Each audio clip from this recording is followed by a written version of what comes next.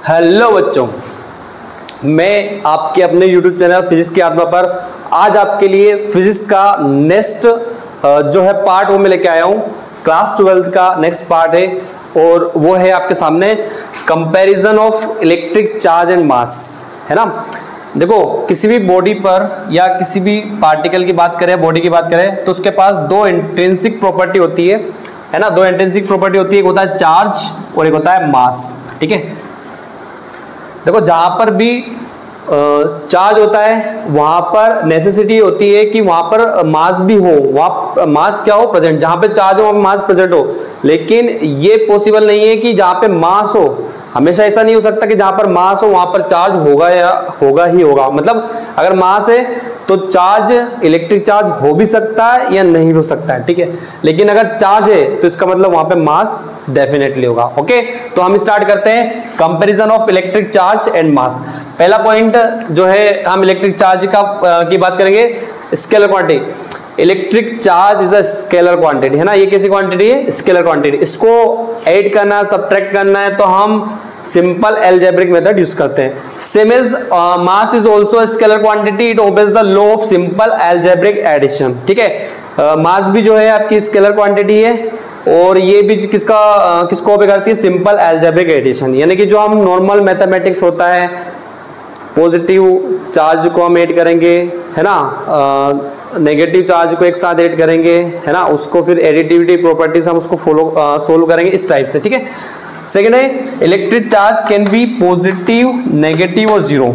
Electric charge जो होता है वो जीरो भी हो सकता है, नेगेटिव भी हो सकता है, पॉजिटिव। जैसे electron negative charge, proton positive charge और न्यूट्रॉन जीरो चार्ज। ओके, इसी तरीके से mass of a body is always positive.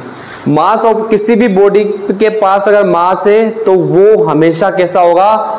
Always और डेफिनेटली वो पॉजिटिव है। कभी आप मास को ना तो नेगेटिव बताओगे ना जीरो बताओगे। ठीक है, तो जीरो और नेगेटिव इसको बताओगे इलेक्ट्रिक चार्ज को। इसके बाद हम बात करते हैं charge of a system is always, charge of system is always conserved, है ना। कंजर्वेशन ऑफ चार्ज हमने पढ़ा था इसी चैप्टर में स्टार्टिंग में। तो charge of a system is always conserved, ये हमेशा क्या रहता है? कंजर्व रहता है। मीन्स आप कभी भी चार्ज को ऐसा कह सकते हैं कि nether be created nor be destroy, ना तो आप उसको क्रिएट कर सकते हो ना ही डिस्ट्रॉय कर सकते हो। Mass is not conserved, mass conserved नहीं रहता है।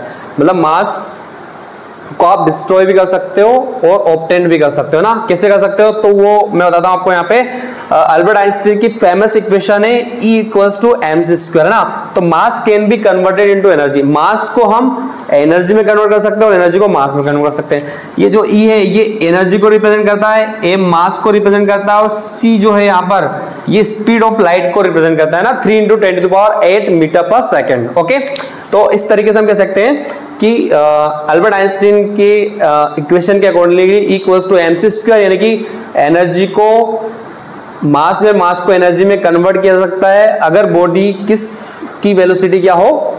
वेलोसिटी हो उसकी लाइट की वेलोसिटी के इक्वल। ओके, उसके बाद बात करते हैं charge does not depend on velocity of object. ठीक है, ये वाला पॉइंट आप समझेंगे अच्छे से।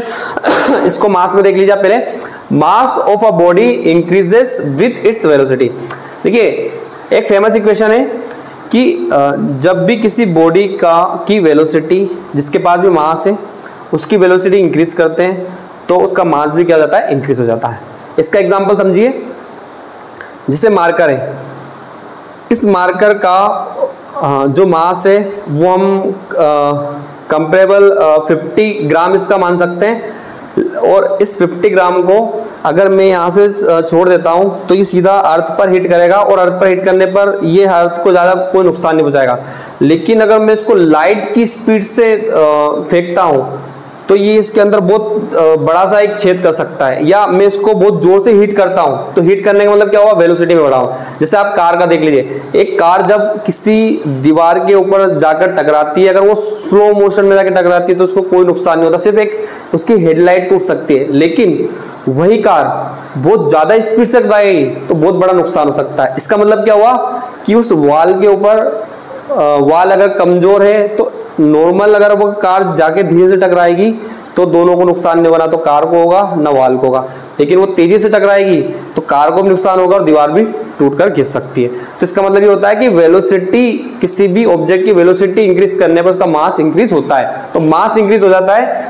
और यहाँ पे जो फॉर्मूला आप देख रहे हो एम, ये इसका मोशनेबल मास है, यानी कि जो वेलोसिटी अगर है तो ये मास क्या होता है, चेंज होता है। ये रेस्ट मास है, एम नॉट क्या rest mass 1 minus v square body का वेलोसिटी है, और सी जो है वो स्पीड ऑफ लाइट है, ठीक है। अब बात करते हैं charge does not depend on velocity of object, यानी कि आप बोल सकते हो क्यू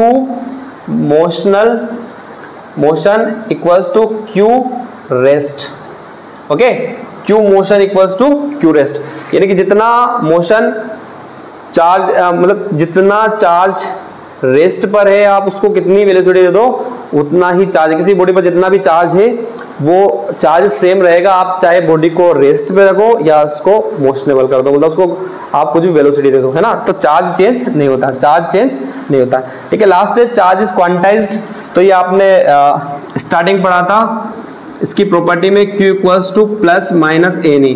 चार्ज क्या होता है, क्वांटाइज्ड होता है, यानी कि ये 1 इलेक्ट्रॉन 2 इलेक्ट्रॉन 3 इलेक्ट्रॉन के फॉर्म में होता है, कभी भी 1/2 इलेक्ट्रॉन की फॉर्म में या 3/2 या पॉइंट में नहीं होता है। मास इज नॉट क्वांटाइज्ड, मास कितना भी हो सकता है, मास 1/2 kg भी हो सकता है, मास 1.2 kg भी हो सकता है, कितना भी हो सकता है ना, तो ये क्वांटाइज्ड नहीं होता है। तो बच्चों इस वीडियो में हमने सीखा comparison of electric charge and mass, और मैं आशा करता हूं आपको समझ में आएगा। इस वीडियो में इतना ही। जय हिंद, जय भारत।